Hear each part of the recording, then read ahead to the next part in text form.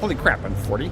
Part 5. Cut out all the toxic people from your life in order to make space for the good ones. I have an analogy for this and a personal story. The analogy would be, it's like a dinner party. If you had a regular weekly dinner party and you got a group of friends together and they're all great, but you always let that one jerk come to the party and he was like racist and just a bit homophobic and made people feel unsafe and unwelcome.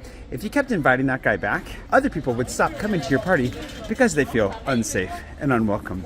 And the same thing goes for your relationships and the groups of friends you keep and the life you want to live. Ultimately, it's not just about them and how they end up affecting you, but how they affect the people around you. Another metaphor would be weeds in a garden.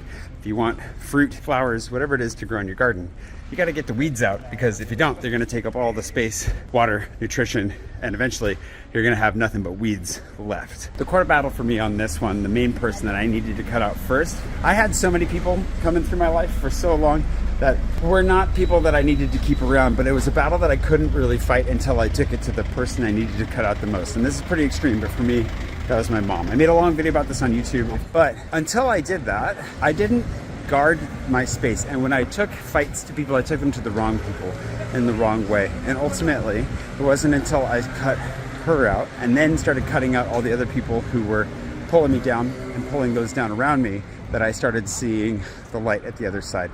And it made great space that I protected for good, healthy relationships. And those had time and the nutrients they needed to blossom. That's one of the hardest things I've ever done in my life, but also one of the best things I've ever done in my life. And I can encourage you that if you'd like to have good, healthy relationships in your life, you need to make sure to protect them. And one of the foundational ways you protect them is by cutting out the toxic relationships, like the truly toxic ones, completely.